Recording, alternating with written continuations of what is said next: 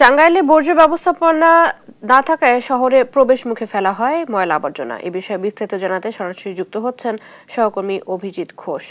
অভিজিৎ, বর্জ্য নিরসনে পৌরসভা কোনো উদ্যোগ নিচ্ছে কিনা জানাবেন।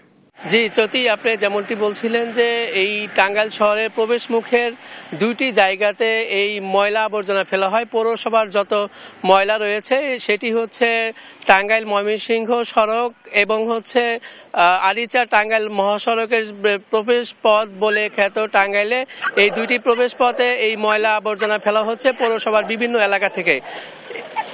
ভ্যান এবং হচ্ছে ট্রাক যোগে এই ময়লাগুলো এইখানে ফেলা হচ্ছে এবং আপনি জানেন যে এই বিগত 10 বছর ধরে এই টাঙ্গাইলের রাবনা বাইপাস যে এলাকা রয়েছে সেই এলাকাটিতে এই ট্রাক এবং ভ্যান যোগে ময়লাগুলো আনা হচ্ছে। পাশাপাশি এই যে ময়লার বিকল্প কোনো জায়গা না থাকাতে পৌরসভা কর্তৃপক্ষ এই রাবনা বাইপাসকে নির্ধারিত করেছে। এছাড়া যে কাকমারি এলাকায় যেটি টাঙ্গাইল আরিচা সড়ক রয়েছে সেখানেও কিন্তু ময়লা ফেলা হচ্ছে। তবে এই পৌর প্রশাসক যিনি রয়েছেন শিহাব রায়হান, ওনার সাথে আমরা কথা বলেছি।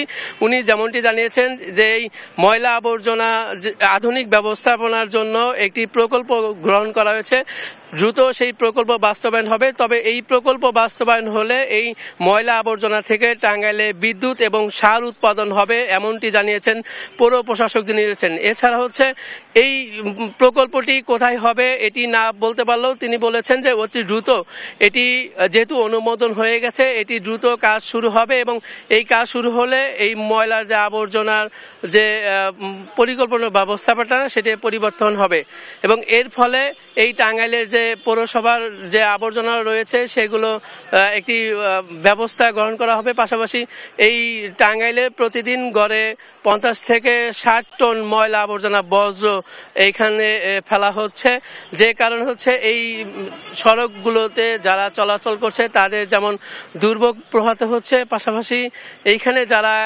কাজ করছেন তাদেরকেও একটি ঝুঁকি নিয়ে কাজ করতে হচ্ছে। যেহেতু এই বাসাবাড়ির ময়লাই শুধু নয়, এইখানে ক্লিনিক এবং হাসপাতালের যে ময়লা আবর্জনাগুলো রয়েছে সেই আবর্জনাগুলো এইখানে ফেলা হচ্ছে, যে কারণে একটি ঝুঁকি তৈরি হয়েছে এবং নাগরিক সমাজ যেটি বলেছেন যে অতি দ্রুত এই ময়লা আবর্জনার একটি পরিকল্পিত ব্যবস্থা গ্রহণের বাস্তবায়ন যদি করা হয় তাহলে সেই দুর্ভোগ থেকে এই টাঙ্গাইল পৌরবাসী রক্ষা পাবেন, এমনটি জানিয়েছেন টাঙ্গাইলের নাগরিক সমাজ।